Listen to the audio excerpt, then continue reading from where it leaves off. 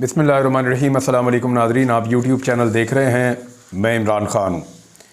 Jail में बैठे हुए एक आदमी का इतना खौफ है हुकूमत को कि एक स्टेटमेंट मैं अभी आपको सुनाऊंगा वज़ीर कानून का, उससे आपको आइडिया हो जाएगा कि वो इमरान ख़ान जिसका नाम पाकिस्तान के मीडिया पर लेना मना है, जिसकी तस्वीर नहीं दिखाई जा सकती, वो आज भी हुकूमत के आसाब पर कितना सवार है।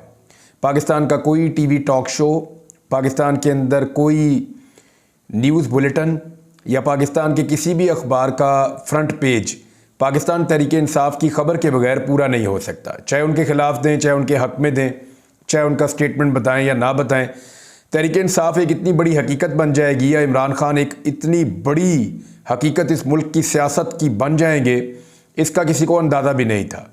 और जिस वक्त इमरान ख़ान को इक़्तिदार से अलग किया गया 10 अप्रैल 2022 को, उस वक्त तो बिल्कुल लोगों को अंदाज़ा नहीं था और सबको ये लगता था कि शायद ये आहिस्ता आहिस्ता ख़त्म हो जाएंगे, लेकिन उनकी ताकत में बहुत इजाफा हो गया। वैसे तो सारी ताकत अल्लाह ताला की है और अल्लाह जिसे चाहे नवाज दे। इमरान खान साहब ने एक स्टेटमेंट दिया, यहाँ से बात शुरू होती है। उन्होंने कहा, ख़त लिखने वाले जजेस को सलाम पेश करता हूँ, ख्वाहिश थी कि फुल कोर्ट इसकी समाअत करता, 7 जजेस का बेंच कमीशन से बेहतर है।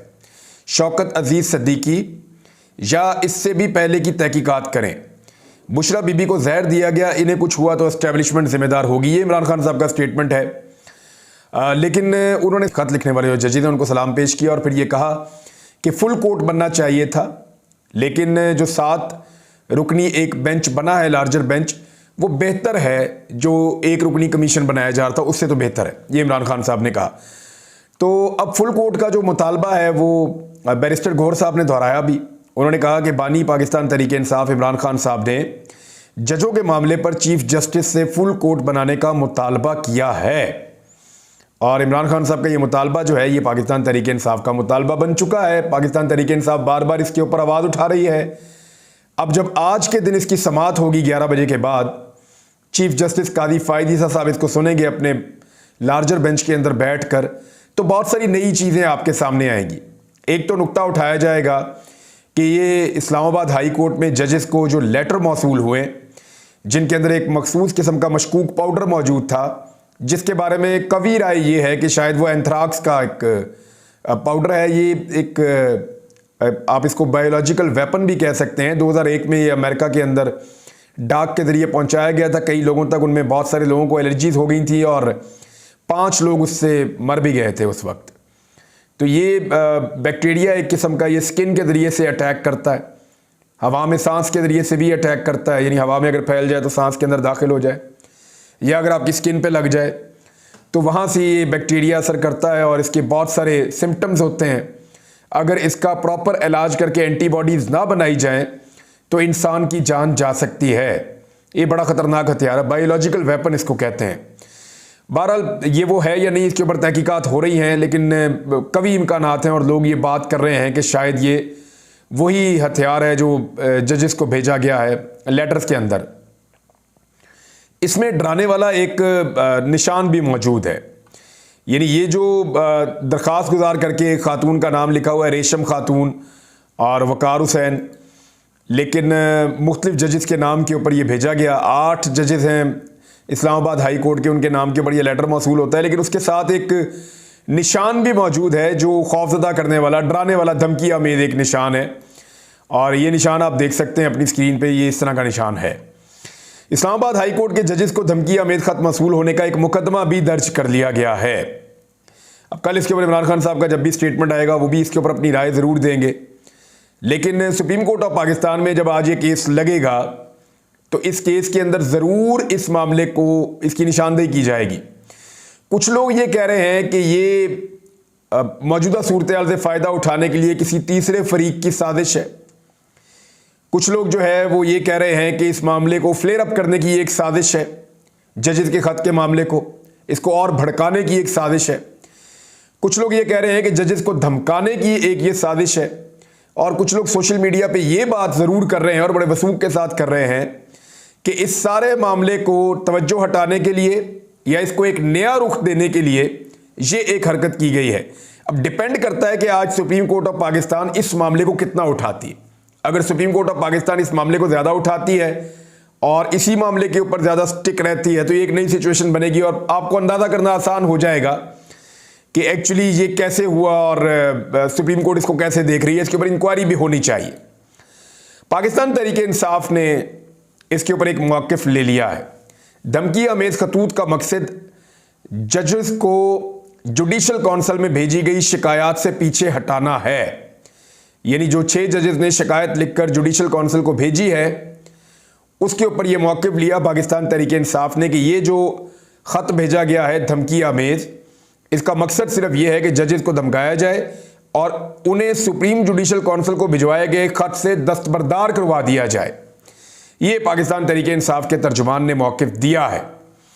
और साथ ही उन्होंने कहा कि इस्लामाबाद हाई कोर्ट के ख़त तहरीर करने वाले 6 जजेस और उनके अहले खाना की सलामती के लिए खसूसी इक़दामात फौरी तौर पर उठाए जाएँ। और साथ ही उन्होंने ये कहा कि इन खतूत की तरसील के बाद अदलिया में मुदाखलत के मामले की फैसला कुन तहकीकात और कार्रवाई की ज़रूरत कई गुना बढ़ गई है।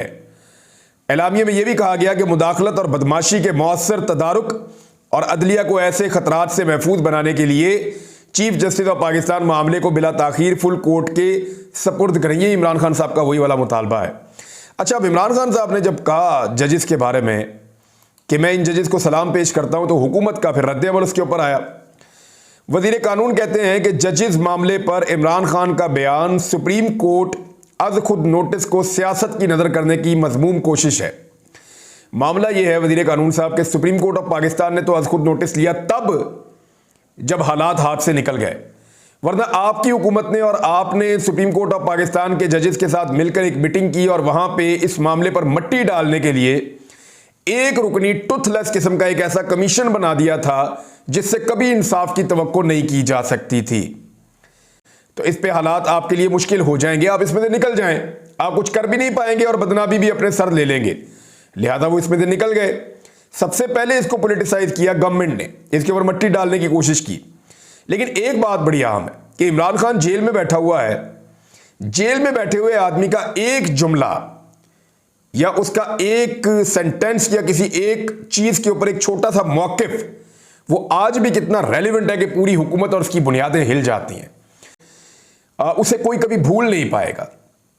इमरान खान को हुकूमत तो नहीं दी गई, लेकिन सब ये जानते हैं कि उससे हुकूमत छीनी गई है और एक्चुअली हुकूमत पर उसका हक है।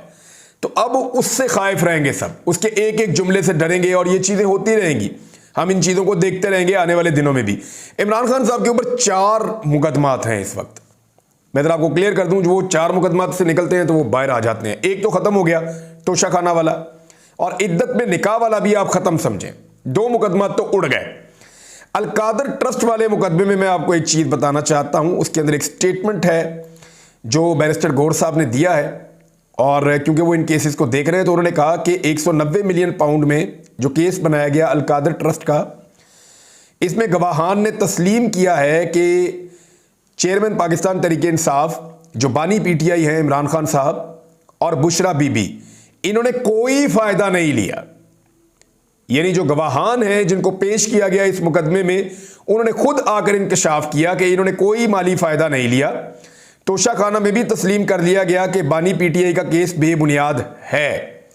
अब उन्होंने कहा जी खुद गवाह आके बता रहे हैं कि किसी किस्म का इनके ऊपर केस नहीं है, लिहाजा ये केस भी अब आप समझेंगे खत्म हो जाएगा। क्योंकि अलकादर का ट्रस्ट का जो केस है वो बहुत ही अजीब है। जमीन वहीं पे मौजूद है, ट्रस्ट वहीं पे मौजूद है, सारा कुछ अपनी जगह पे मौजूद है। 1 रुपया ना किसी ने अकाउंट में निकाला और ना कहीं इस्तेमाल किया, कोई उसका बेनिफिशियरी है ही नहीं। तो उसके अंदर तो कोई अगर फायदा उठाएगा तो किसी के ऊपर मुकदमा बनेगा ना। तो अलकादर ट्रस्ट वाला केस भी उड़ जाएगा। रह गया बाकी एक केस, और ये जो एक केस बाकी बचा है ये साइफर वाला मुकदमा है। इसकी जो कल समाअत हुई है, आज दोबारा समाअत होनी है इसके बारे में। Chief justice Islamabad high court ने कहा कि हम चाहते हैं कि इसको आज के दिन में मुकम्मल कर लें। जो आज वाला दिन आप सुन रहे हैं अभी वीलॉग, इसी दिन की मैं बात कर रहा हूं कि वो चाह रहे हैं कि आज के दिन में इसको मुकम्मल कर लें, फिर बाद में इसके ऊपर फैसला महफूज होगा और फैसला सुना दिया जाएगा। साइफर केस के अंदर ऐसे ऐसे मजाक सामने आए हैं। आजम खान साहब का स्टेटमेंट जिसके ऊपर ये पूरा का पूरा मुकदमा खड़ा था, वो 2 स्टेटमेंट हैं। एक स्टेटमेंट जब वो गायब हो गए और मंजरे आम पर आए अचानक अगस्त के मिड में, और उन्होंने मजिस्ट्रेट के सामने एक स्टेटमेंट दिया। दूसरा स्टेटमेंट उन्होंने वो वाला दिया जो वो अदालत में इमरान खान साहब की मौजूदगी में उन्होंने एक स्टेटमेंट दिया अडयाला जेल में। बड़े शानदार वकील हैं, लेकिन उन्होंने जो अपनी वकालत की एक एक्सट्रीम है वो इस केस के अंदर अप्लाई की है, साइफर वाले मुकदमे में। और जैसे उन्होंने इस केस को उड़ाकर रख दिया है, मुझे नहीं लगता कि अदालत किसी भी सूरत इमरान खान साहब को इसमें सजा दे सकती है। अब ये केस में इमरान खान साहब फारिग होते हैं तो फिर वो घर आ सकते हैं। अब बहुत मुमकिन है कि ईद से पहले उनकी रिहाई हो जाए, क्योंकि बहुत सारे वकला इसका दावा भी कर रहे हैं कि ईद से पहले इमरान खान साहब अपने घर आ जाएंगे। लेकिन अगर ईद से पहले इमरान खान साहब अपने घर नहीं आते तो फिर भी ये चारों केसेस खत्म हो जाएंगे। फिर सिर्फ लिंगर ऑन करना है, फिर सिर्फ लटका कर रखना है कि किसी तरह भी पाकिस्तान तहरीक इंसाफ के बानी चेयरमैन इमरान खान को ज्यादा टाइम तक जेल के अंदर रखा जाए। तो फिर इमरान खान साहब की अपनी असेसमेंट है कि कब तक निज़ाम उनको अंदर रखना चाहता है। वो कहते हैं कि 5-6 महीने भी लग सकते हैं, मैक्सिमम मुझे इतना अंदर रखा जा सकता है, और उसके लिए वो ज़हनी तौर पे तैयार है। उन्हें किसी किस्म की प्रॉब्लम नहीं है। वो कहते हैं खैर है। सेनेट का इलेक्शन जनाब मुकम्मल कर लिया गया है। खैबर पख्तूनख्वा की 11 सीटें जो है वहां पे इलेक्शन नहीं हो सका, बाकी जगहों पे इलेक्शन करवा लिया गया है। फैसल वाडा हैरत अंगेज तौर पे आज़ाद उम्मीदवार सेनेटर मुंतखब हो गए हैं। अब आप समझ जाएं वो कैसे मुंतखब हुए हैं। ये वो फैसल वाडा है जिनको पहले सेनेटर सीट से हटा दिया गया था, फिर इन्होंने एकदम पैंतरा बदला और फिर ये एक अलग साइड पर जाकर खड़े हो गए, इमरान खान साहब के खिलाफ हो गए। और उसके बाद फिर हमने देखा कि फैसल वाडा साहब की सारी चीज़ें लाइन पे आती गई। फिर फैसल वाडा साहब आज़ाद खड़े होते हैं सेनेटर के लिए और उसके बाद वो सेनेटर बन भी जाते हैं। तो ये इस तरह जादू पाकिस्तान में होता है। फैसल वाडा साहब को बहुत मुबारक हो कि एक जादू से वो सेनेटर बन गए हैं। दूसरी जानिब एक जो बड़ी तहरीक पाकिस्तान तहरीक इंसाफ तैयार कर रही है, ये सियासी जमातों के साथ जो एक ग्रैंड अलायंस तश्कील दिया जा रहा है, जिसके बारे में मैं चंद दिनों से आपको बता रहा हूँ। इसमें महमूद अचकज़ई सरबराह होंगे पाकिस्तान तहरीक इंसाफ की जानिब से। इनकी ये हो चुकी है मुशावरत आपस में। ये एक ग्रैंड अलायंस बनाया जा रहा है। इसमें बहुत सारी जमातें इंटीरियर सिंध की शामिल होंगी, बलूचिस्तान की जमातें इसके अंदर शामिल होंगी, और अपोजिशन की 5 जमातों का ग्रैंड अलायंस के हवाले से इजलास हुआ था, जिसमें जमात इस्लामी से लियाकत बलोच थे, पख्तूनख्वा मिली अवामी पार्टी के महमूद अचकज़ई थे, बलूचिस्तान नेशनल पार्टी के अख्तर बेंगल थे, तहरीक इंसाफ के चेयरमैन गौहर खान थे, मजलिस वहदतुल मुस्लिमीन के सरबराह अल्लामा राजा नासिर अब्बास भी इसमें शरीक थे। और अब जो है वो एक अलायंस बनाया जा रहा है। इंटीरियर सिंध की कुछ पार्टियां हैं वो भी इसके अंदर शामिल हो जाएंगी। तो आने वाले दिनों में हुकूमत के लिए एक एहतजाजी तहरीक का सामना करना लाज़िम मलज़ूम है। अली अमीन गंडापुर ने एक मरतबा फिर क्लियर किया है कि हमारी जो मखसूस नशिस्तें हैं उस पर किसी और को नाजायज़ तौर पर हलफ नहीं लेने देंगे। ये बहुत क्लियरली उन्होंने कहा।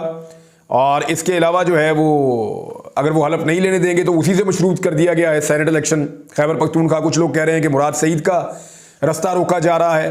मुराद सईद जो है वो वहाँ प्रायोरिटी पे है। अगर जब भी इलेक्शन होगा मुराद सईद सेनेटर बन जाएंगे और वो आकर हलफ भी उठाएंगे, लेकिन उनके लिए इतना आसान नहीं है कि वो इस्लामाबाद में आए और गिरफ्तारी को अवॉइड कर सकें, क्योंकि वो उन लोगों में शामिल हैं जिनको गिरफ्तार करने के लिए सबसे ज्यादा कोशिश की गई है। चीफ जस्टिस ऑफ पाकिस्तान का कल का एक स्टेटमेंट मैं आपको जरूर बता दूं। उन्होंने कहा मुतीउल्लाह जान के केस में कुछ नहीं करती हुकूमत तो ऐसा हुक्म देंगे जो पसंद नहीं आएगा। प्रेस एसोसिएशन के वकील बैरिस्टर सलाउद्दीन ने कहा कि केस में कुछ भी अर्जेंट नहीं है। इस पर चीफ जस्टिस ने दरियाफ्त किया कि बैरिस्टर हैदर वईद कहाँ हैं। वकील ने बताया कि वो मीडिया रेगुलेशन से मुताल्लिक अपनी दरख्वास्त वापस लेना चाहते हैं। कादी फायदी सर ने कहा मगर वो अदालती कार्रवाई के लिए नहीं आए। क्या इनकी पटिशन आज़ादी इज़हार राय को यकीनी बनाती है या मजीद रोकती है? इनके केस में दरखास्त गुजार कौन थे? 2022 से ये दरखास्त किस बुनियाद पर दायर थी? क्या इनका मकसद पूरा हो गया है? अपनी जब बात जारी रखते हुए चीफ जस्टिस ने कहा कि दरखास्त गुजारों में कोई चकवाल का था, कोई इस्लामाबाद का, कौन सा मुश्तरका मफाद था जो इन दरखास्त गुजारों को साथ लाया था। देखें, जो मुकदमा बाकी सहाफ़ियों पर हुए ना, वो भी पाकिस्तान के मुख्तलिफ शहरों में हुए थे और धड़ाधड़ हुए थे। कादी फायदी साहब को मेरे ख्याल में अपने दौर के ऊपर ज़्यादा गौर करना चाहिए कि आज जब वो चीफ जस्टिस ऑफ पाकिस्तान हैं तो इस वक्त मीडिया आज़ाद है या नहीं है। बहुत अच्छी बात है, वो मुतीउल्लाह जान साहब को इंसाफ दिलाना चाहते हैं, बाकी सहाफ़ियों को इंसाफ दिलाना चाहते हैं, हमने भी उनके लिए आवाज़ उठाई है। लेकिन इस वक्त जो जुल्म और जबर हो रहा है, मीडिया पे जिस किस्म की पाबंदियाँ हैं, उनको भी कादी फायदी साहब को देखना चाहिए। अब तक के लिए इतना ही। अपना ख्याल रखिएगा, अपने चैनल का भी। अल्लाह हाफ़िज़।